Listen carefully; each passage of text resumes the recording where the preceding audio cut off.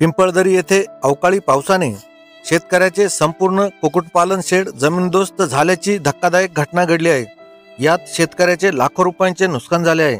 अकोले तालुक्यातील पिंपळदरी येथे ढगफुटी सदृश्य अवकाळी बिगरमोसमी पावसामुळे कुक्कुटपालन शेडचे नुकसान होऊन 8,000 पक्षी मृत झाल्यामुळे शेतकऱ्याचे लाखो रुपयाचे नुकसान झाले आहे। पिंपळदरी येथे एकनाथ सोपान रंदे यांची 400 फूट कुक्कुटपालन शेड होती। 18,000 पक्षी असणारे शेड असून सध्या 10,000 पक्षी शेडमध्ये होते। मंगळवारी दुपारी 2च्या दरम्यान अचानक वादळ वारा सुटला आणि जोराचा पाऊस सुरू झाला। यामध्ये शेडच्या भोवताली असणारे चेरीची झाडे शेडवर उन्मळून पडले। तसेच जोरदार सोसाट्याचा वारा आणि झाडांच्या बोजामुळे 400 फूट शेड जमीनदोस्त झाली। यामध्ये 10,000 कोंबडीचे पिल्ले होती। हे पक्षी त्याखाली दबली गेली व मृत्युमुखी पडली। यामुळे जवळपास 10 लाख रुपयापेक्षा जास्त नुकसान झाले आहे।